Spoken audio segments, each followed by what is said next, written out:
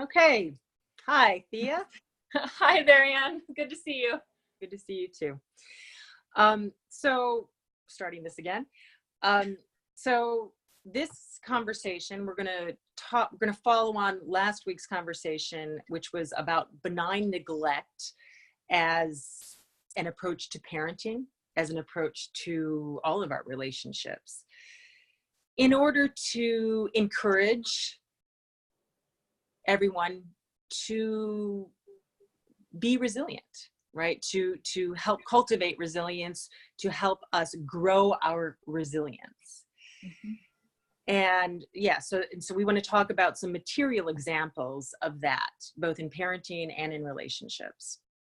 And I'm going to let you start with that. So last conversation, we had touched on a very early stage of development physically for a young child, being that they pushed up onto their hands and knees in the pursuit of movement and crawling and independence. And we were discussing a little further. Can I just interrupt? And that most parents know instinctively to not assist that, because it's so critical in them exercising those muscles in order to be able to do that. Because if we do it for them, they won't exercise those muscles. I mean, and you have pictures of that in all of nature, right? I mean, one most everyone is familiar with is the caterpillar pushing, struggling out of the chrysalis, or a chick hatching out of an egg. So if you disturb that process, they are weakened and therefore cannot actually survive.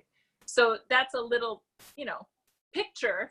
And as human beings, we have so many more varied and complex stages of these opportunities of the possibility to build resilience or to be hindered and crippled, essentially, for the way we meet the world. And so we were talking about, some natural things that occur when children are young, and some of the things we were discussing, and from my experience, and I'm sure yours, in parenting, as children start to develop freedom, and then they want to climb the tree and they want to get to that branch. And sometimes as parents, we want to support them and be there to help assist them into those places. And I think through learning, we find that if you are to assist past a point where someone is ready to carry themselves, you're actually putting them in danger. Yeah. Because a child will only climb to that which they can climb down from and get down from, right? Because they know they made it up, they can make it down. And if you put someone there without their own striving and faith in their own ability, then there's a fear lock, right? And then they cannot quite do it. So that was one other example. I don't know if you want to speak to that or. No, I mean, I think that's a perfect example. And the word that came to mind was, if we put people somewhere prematurely, right? Yeah. They really have to get there themselves in order to then be able to jump to the next and the next and the next, I think. Yeah. To build a foundation, right? Absolutely. And another place that I see that in a really practical way, out of the work I do and my history with my children, is a swing. Moving on a swing takes its own impulse and will for rhythmic movement of pushing and pulling oneself where they want to go. Mm-hmm. So those were just two very tangible things in terms of the development of the human being in pursuit of freedom and fun. And another one that just occurred to me, I remember when we'd go to the beach together when our kids were younger, and I would be like, oh, I forgot the shovel, or I forgot the buckets and the shovels. And he said, here are their shovels, right? You gotta take the shovels. And I adopted that approach more across the board. Right. Less props, less toys, less things.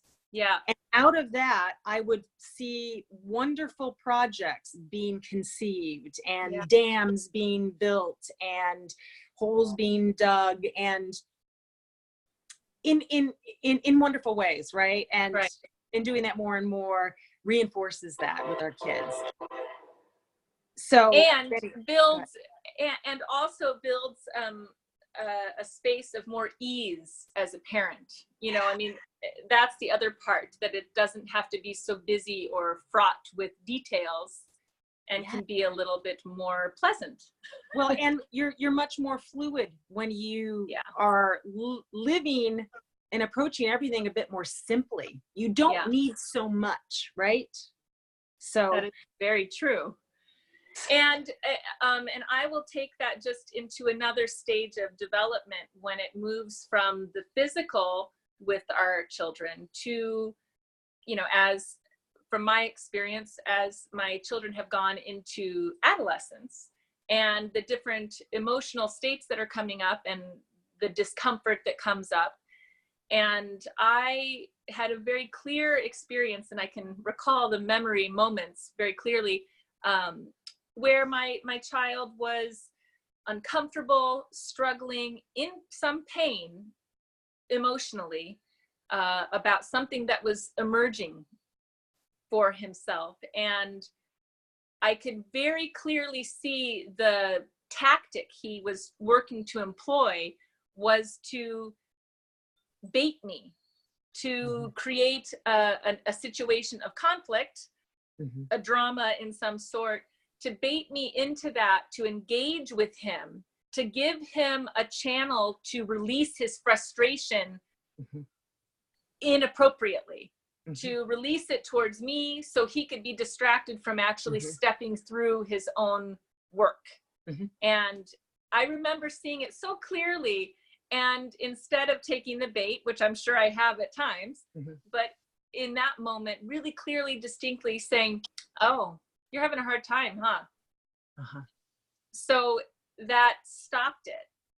But it's also acknowledging it, right? It's not ignoring it. So it's being supportive, and it is seeing, regarding. And it gives a window. So you're having a hard time. And he then could have the window to say, "Yeah, I am." And I could say, "Do you want to talk about it?" So it's really about learning how to have a healthy relationship with the things that come up, a relationship with oneself, to be able to name and identify when something is presenting itself for us to look at. Yes, when something is troubling us. Yeah. I had mentioned to you previously about something that, like, with one of my kids,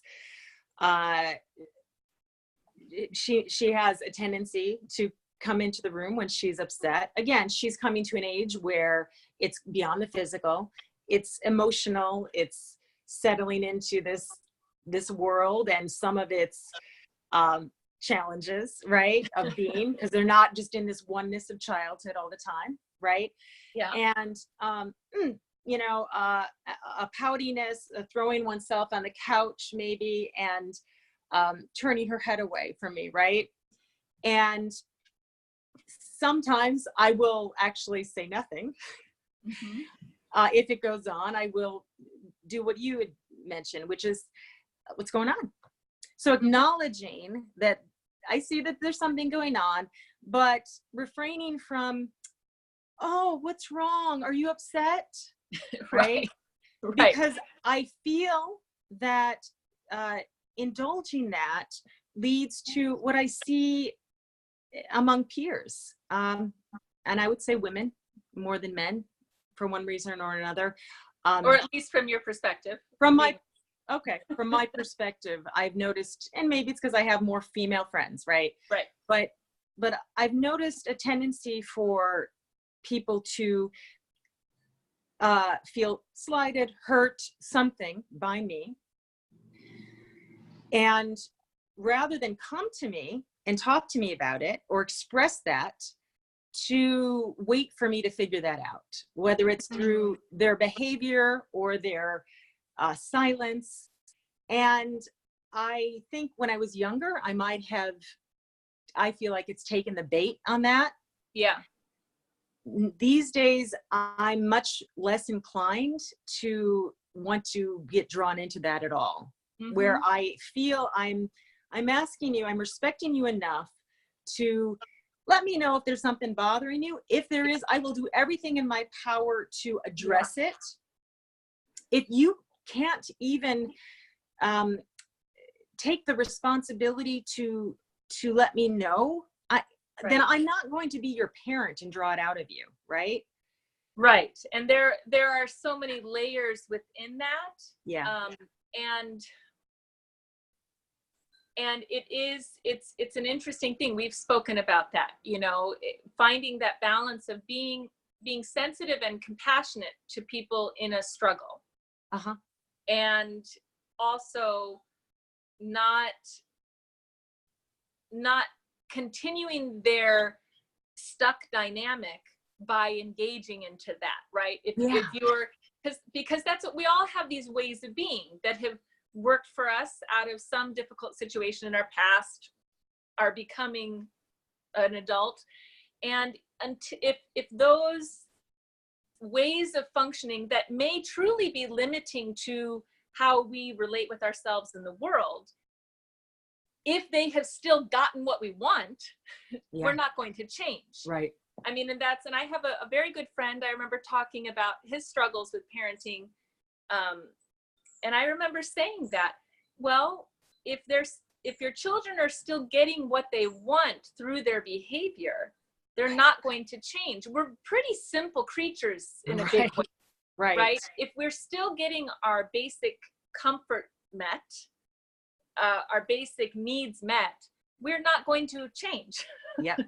You know, so that ties in with that in terms of that dynamic with friends. You know, if we're still getting the response we need, we're still getting that sort of feeding of attention and energy, which I think can get really distorted. Absolutely. It can become codependent. It can become, it can just perpetuate a dysfunctionality. And forever and ever and ever, really. And when we had talked about this earlier too, you use the word enabling. We don't want to enable patterns and ways of being in our children or our friends or our partners or ourselves, which keep us limited. Right. And not as empowered. Because how empowering is it to feel free and confident enough to, when something that someone has done that you care to remain in a relationship with bothers you enough to impact you, to be able to then say, hey, you pissed me off, you upset me, you hurt me. Or empowering. Or I was really hurt when you did this. Because, you know, that's that language again. Totally. I hate that I even said that, because I'm usually very clear about the fact that largely it's our choice to feel hurt or not, or, you know, it's someone's often it is. And I think something we've talked about before, when I have had an experience of being hurt by something someone has done,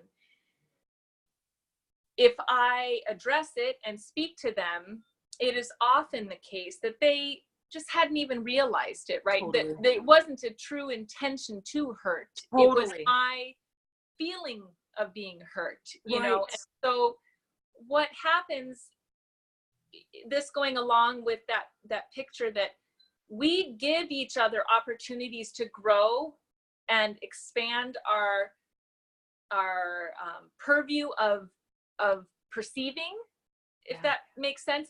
When people give us feedback, I have a friend right now who, you know, I'm trying to find my way. They're in a difficult time, and I'm trying to find the way to be supportive and compassionate in a way that feels really true and sincere for me. And they have expressed to me, you know, I felt sort of hurt by this. So I know that by giving me that information. And now I get to work with playing with what's the right dynamic to be a supportive friend here, because I don't want to take it on, but I also want to make sure they do know I'm here for them. Right. You want to, again, you want to help draw them out of patterns that they may be stuck in, as we all get in. Yeah. But at the same time, supportive. And it's a balance. Yeah. Just to hit a couple material examples before we have to end.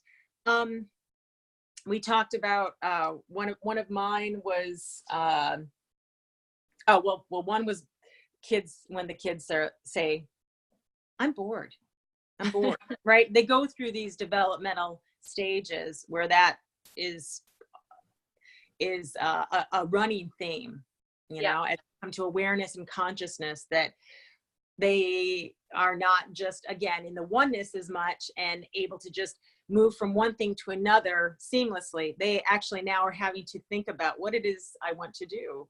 Right. They're separate a little bit. Yeah. And so we both, I think, have a similar approach with that, which is how lucky for you. How fortunate you are to be bored right now. I don't have the luxury of being bored. So work with that and see what comes of that, right? And invariably something wonderful will. I mean, I think, just to chime in or not, I think there's something that's really to be said for just a question in those moments, rather than a gesture of wanting to fix, because of course we want to see our kids happy. Of course we want to see them thriving. But this goes to the being comfortable in the discomfort. But when a child says, I'm bored, you could simply say, tell me about it. What's that like? Age appropriate, let's say, or, oh, how so? And, it gives them a moment to bring forth what's their mind state. And then they realize, oh, I'm actually not bored, or telling you about it would be really boring. So I'm out of here. More likely, right? Or, of course, another tactic is, you're bored? There's some clothes to fold over there. The kitchen needs some cleaning, and zoom, they're out the door, right? It is very true. Something. Very true. But just not to keep harping on this one, but there's a recent thing that happened. It was a few days ago, I think. My son is a voracious reader, and he gets lost in his books, and if he's on one series or another, it can just be constant. And he had not picked up the book from the library that he had reserved. He had finished the other book, and just he's all cranky and said something like, I'm bored, there's nothing to do, and same tactic. Oh well, and out of that day, I remember it came 2 poems. He found his journal, and he wrote a poem and a haiku, right? Yeah. And that really stuck with me. Like, good, you have to be bored to get to the point, right? Yeah. So to create out of suffering is born creation, really. Yes. There's sometimes, at least. Yeah. And was there another point we let's make? Well, if you have another one, and I'm looking at our time, we're trying to keep this low. Nice and short. One was about, I'd said to you, I don't give handouts, right? I don't mean, when I say that, honestly, I have given money. I used to give money all the time in the street. I'm not even talking about that. I do that much less. Occasionally I do when I'm struck, right? But more friends and family members, right? Who I will see a pattern with, of asking for money, support, or, material support, repeatedly, right? It's something that I'm not inclined to do unless there is a very good reason for me to believe that this is actually going to help them on their way, and it's not going to be a crutch, right? To keep them stuck in their stuckness. Yeah. And you had made a point.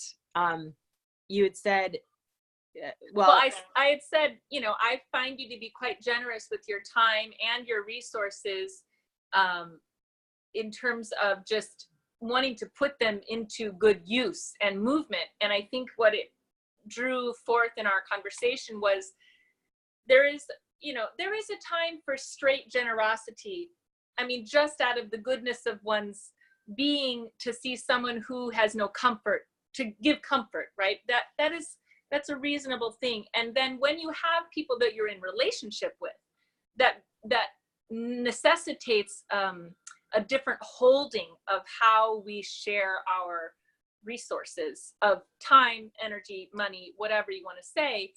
And I think what we identified was when there is striving and an energy of movement and growth within someone who is in a hard place, when that striving is there, I mean, we could talk about that as they're already building a momentum around themselves by the effort itself, whatever that is where it is much simpler to give support, because it's taken up and it is in movement already. And it is utilized. And it's utilized. We talked about, I put it as, if someone is able to receive the gift productively, I want to give and give and give as much as I can. Yeah. And I'm grateful to participate in that person's development, freedom, right. Liberation. Absolutely. Yeah. But but on the contrary, when someone repeatedly is, so I don't want to get too much into it right now, but well, yeah, I think what that is there's a difference in when it goes into something and it starts to, it's like I can see it in my mind. It moves, and then there is something that has a stuckness. So this is a little bit of a distinguishing between the practices of parenting and what we're trying to do with our children. With benign neglect, to build resilience means when you are in a stuck place, you have the capacity to take whatever you can get your hands on to help you build that resilience towards something better, to get out of your own suffering. Yeah. And when you don't have that faith in yourself, you don't have that practice of taking a situation that's difficult, even with the generosity of others, you don't have your feet to stand on to step to another level of being in yourself. Yes. So, and let's wrap it up, because that ties all the way back to the beginning, which is why it is critical with our children that we allow them to develop that faith in themselves. Because if they don't, every step we take in our lives moves us in one direction or another, each step, right? Yeah. And so if they don't have that faith from the beginning, or, and of course we can get it and learn it and be challenged with very trying situations. Always.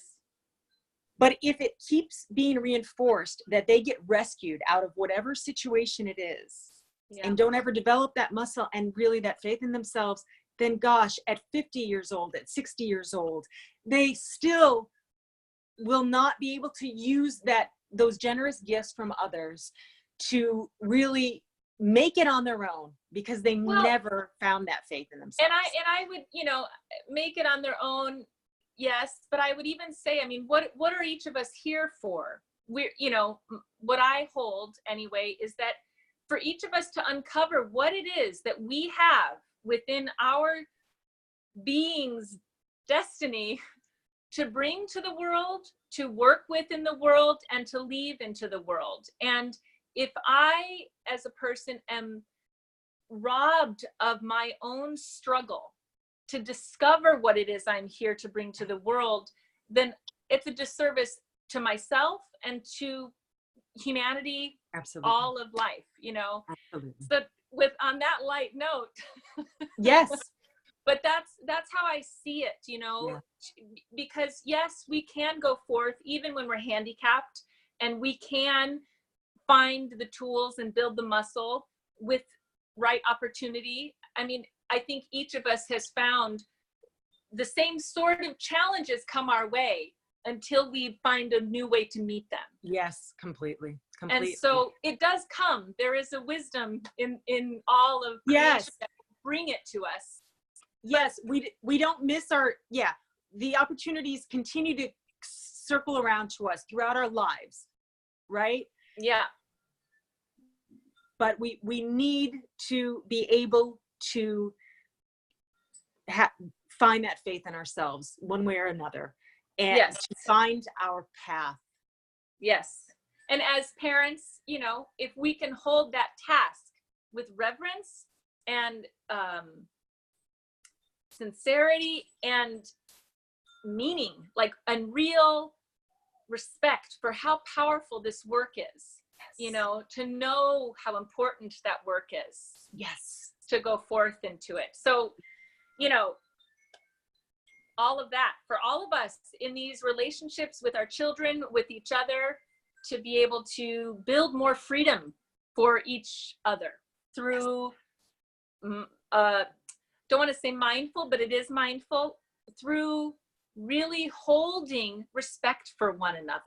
I think that's ultimately what it comes down to, in a way. I think you are right, because having true respect for someone, again, we've touched on this, does also follow that we have the confidence in them, in their capacity, in their largeness and capacity. So every time we hold back from fixing or lifting them before they're ready, we are demonstrating deep respect for our children, for our partners, for our friends. Yes, absolutely. Thank you so much. Thank you. See you next time. See you later. All right, let me end this.